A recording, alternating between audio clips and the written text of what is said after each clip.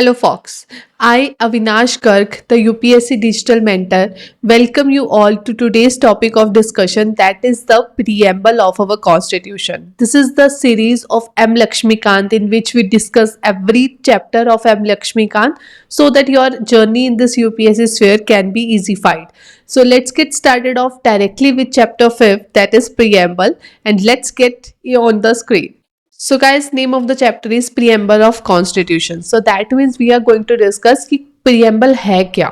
इस पूरे चैप्टर में आपको ये समझ में तो आने ही वाला है कि प्रियम्बल क्या है और कहाँ से हमने उसे बोरो अप किया है, बट उसके साथ एक और चीज़ हम समझेंगे कि इसमें जो की वर्ड्स है वो क्या क्या है। आपको मैं जब भी जो भी चैप्टर करवाती जाऊँगी उसके साथ ये भी बताती जाऊँगी कि आपको जब उसको एम लक्ष्मीकांत में से पढ़ना है तो पढ़ना कैसे है। जैसे मैं हमेशा बोलती हूँ कि जब भी आप पॉलिटी का कोई भी चैप्टर डिस्कस कर रहे हो then please have bear act with you, ताकि आप उसको बेयर एक्ट में जो लैंग्वेज है एज इट इज वो भी समझ सको। I hope till now you are aware कि आपको जो भी आंसर लिखना है मेंस के लिए तो उसमें आपको जो भी आपके सामने आर्टिकल आता है, जो भी केस आता है वो वहां पे मेंशन करना पड़ेगा।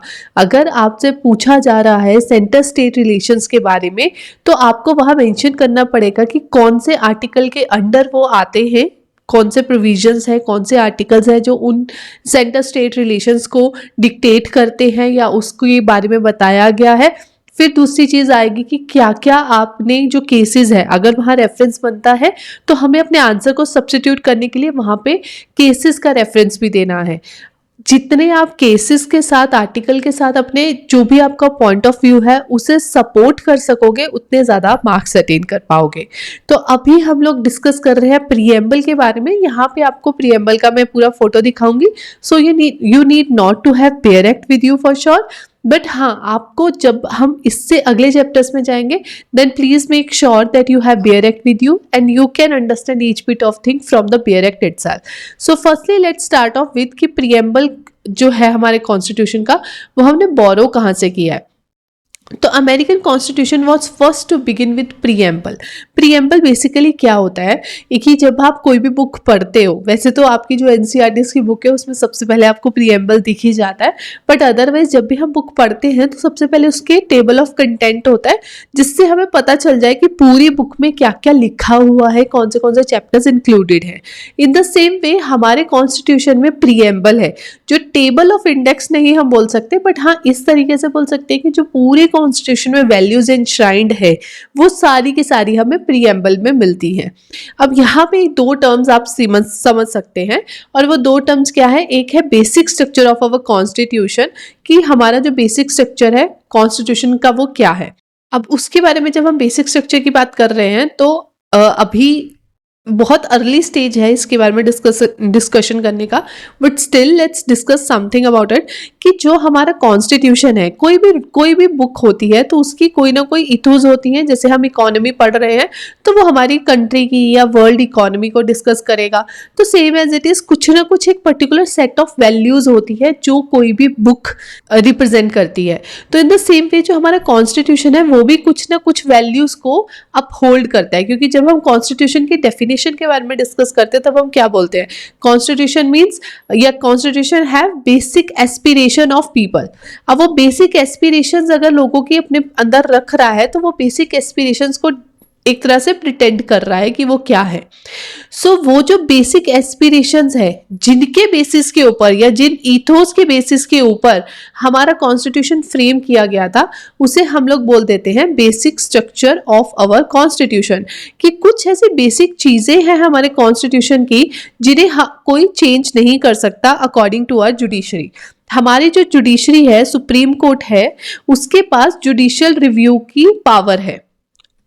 मैं आपको ये चीज़ें इसलिए बताती जा रही हूँ बिकॉज आई होप आपने कहीं ना कहीं सुना होगा, नहीं भी सुना तो भी प्लीज़ ओपन माइंड के साथ प्लीज़ समझे जो मैं आपको बता रही हूँ कि हमारे सुप्रीम कोर्ट के पास जुडिशियल रिव्यू की पावर है। जुडिशियल रिव्यू के अंदर क्या है पता है, हमारी जो पॉलिटी है, इंडियन पॉलिटी, उसमें जो गवर्नमेंट है वो किस तरीके से है। लेजिस्लेचर है हमारे पास, एग्जीक्यूटिव्स है, और लेजिस्लेटिव का क्या काम है कि जो भी रूल्स बन रहे हैं हमारी गवर्नमेंट के या जो भी रूल बुक में जो भी अमेंडमेंट्स लानी है सब कुछ करना है वो कौन करेगा, लेजिस्लेटिव।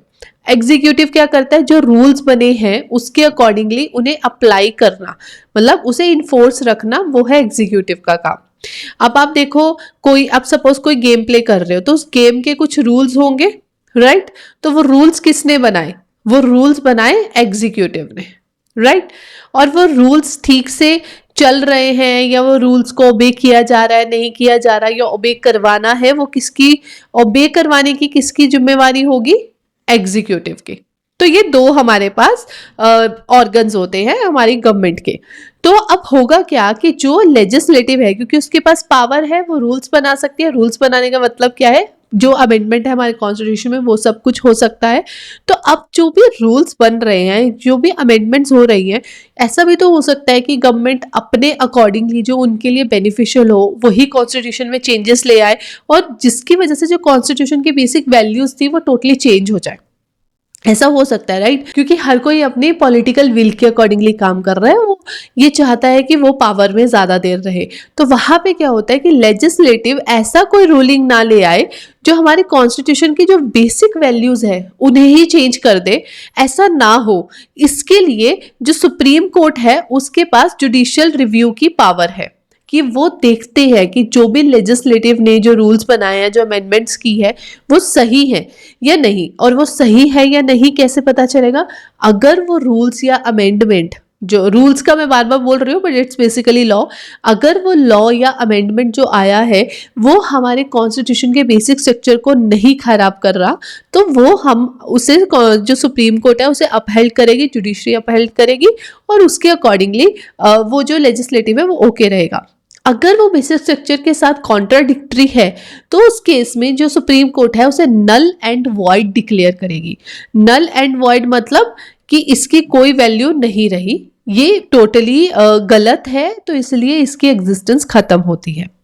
अब यहाँ पे क्या आ रहा है, ये है बेसिकली जुडिशियल रिव्यू की बात। आई होप अब आपको समझ में आ गया होगा। अब आपने इस एक छोटी सी टॉपिक में ही क्या क्या समझा। आपने समझा लेजिस्लेटिव क्या होता है, आपने समझा एग्जीक्यूटिव क्या होता है, आपने समझा जुडिशियल रिव्यू क्या होता है, और चौथी चीज आपने ये समझी बेसिक स्ट्रक्चर ऑफ कॉन्स्टिट्यूशन क्या है।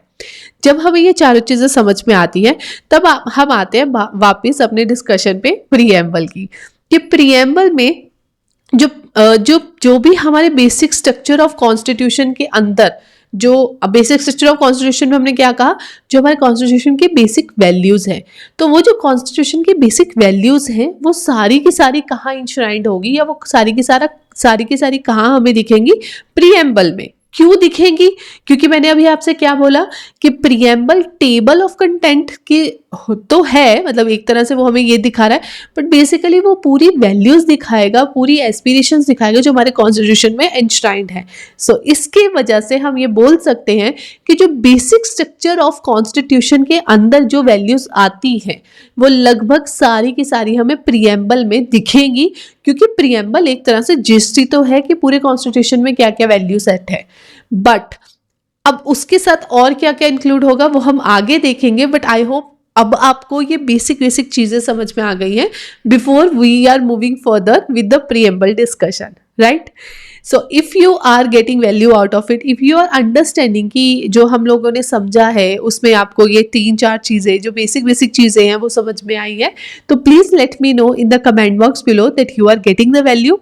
और अगर आपको लगता है कि आप कहीं ना कुछ मिस आउट कर रहे हो, then please also comment me below कि आपको कहाँ पे डाउट आ रहा है, because I am here to help you out. I want you to understand each bit of thing, right?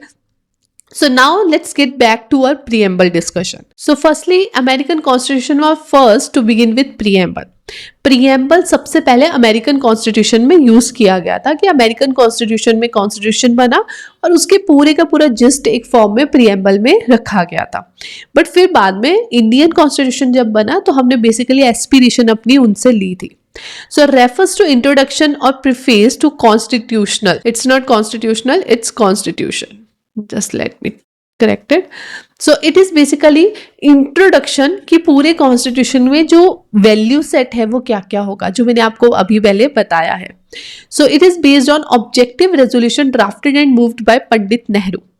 अब देखो यहाँ पे ये क्यों बोला जा रहा है कि जो ऑब्जेक्टिव रेजोल्यूशन था जो ड्राफ्ट हुआ था बिफोर इंडिपेंडेंस, उसके अकॉर्डिंगली ही प्रीएम्बल में काफ़ी चीज़ें हमें दिखती हैं। क्योंकि हमारे कॉन्स्टिट्यूशन में जितनी भी वैल्यूज इंश्राइंड है वो सारी की सारी वैल्यूज कैसी होंगी, क्योंकि हमारे इंडियन कॉन्स्टिट्यूशन कैसा होगा, उसमें क्या क्या वैल्यूज होंगी, किसको क्या सिक्योरिटी मिलेगी, माइनॉरिटीज के लिए क्या क्या होगा, वो सब की सब चीजें जो हमारे फाउंडिंग फादर थे कॉन्स्टिट्यूशन के, उन्होंने पहले ही डिसाइड कर लिया था। क्योंकि जब हमने फ्रीडम स्ट्रगल के थ्रू हम गए हैं तो हमें समझ में आया कि फ्रीडम का क्या इंपॉर्टेंस है। हमें समझ में आया कि हमारी सोसाइटी में ये जो अनटचेबिलिटी या इस तरह से जो डिफरेंट डिफरेंट माइनॉरिटीज़ है उन्हें कैसे एक तरह से प्रोटेक्शन चाहिए, कैसे ट्राइबल लोगों को प्रोटेक्शन चाहिए, किस तरीके से हमारी पूरी पॉलिटी होनी चाहिए, कैसे हमारे इंडिया के केस में रूल सुप्रीम होना चाहिए। तो ये सारी की सारी चीज़ें हमें फ्रीडम स्ट्रगल के दौरान ही पता चल चुकी थी। इसी वजह से बोला जाता है कि जो ऑब्जेक्टिव रेजोल्यूशन है उसके अकॉर्डिंगली ही हमारे प्रियम्बल में जो प्रियम्बल ड्राफ्ट हुआ था उसका रेफरेंस वहाँ से लिया जाता है।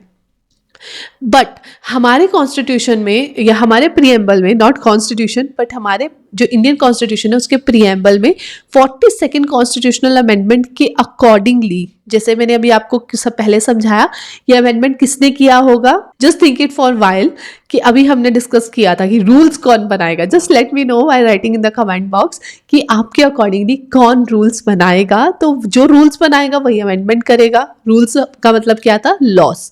तो कौन लॉस बनाएगा, कौन अमेंडमेंट करेगा, just write it down in the comment box because I want to see कि आपको कितना समझ में आ रहा है while going through the video.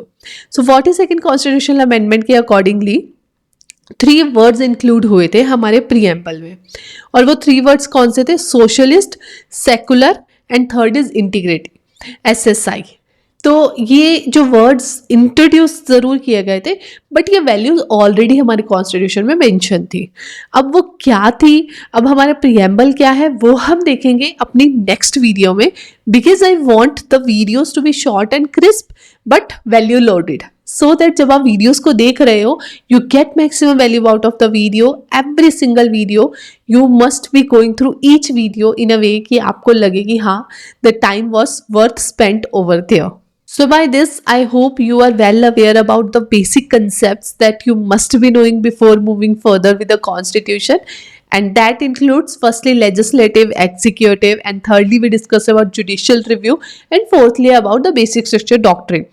And fifthly we were discussing about preamble, जिसमें हमने देखा कि हमने जो एस्पिरेशन जो हमारी थी है to have preamble, that firstly came from American constitution, कि American constitution was the first जहाँ पे प्रियम्बल यूज हुआ था। और जो हमारा प्रियम्बल है उसकी जो बेसिक वैल्यूज है या जो उसकी पूरी हम लोग फ्रेमिंग बोल लें, वो बनी थी on the basis of objective resolution जो कि मूव किया गया था by Pandit Nehru. And then we discussed about the amendment, the 42nd amendment that came into force, जिसके थ्रू 3 words include किए गए थे हमारे कॉन्स्टिट्यूशन में। And I want you to write that 3 words in the comment box ताकि आपको पता चले कि जो आप सीख रहे हो, because the point over there is not to just go through the video. The point over there is कि आपने जितना वीडियो में देखा है at the end you are able to summarize that, at the end you are able to recall that. So by this your foundation is totally set for the preamble part. In the next video we are going to discuss more about the preamble in the core. So thank you so much guys for being there. If you like the video, just hit the like button, and if you are new to the channel and you had not subscribed to the channel yet, then I request you to subscribe to the channel right now and also hit the bell icon so that you don't miss out on any notification that come in the way. So thank you so much guys for being there. I will meet you all in the next video with the remaining part of the preamble.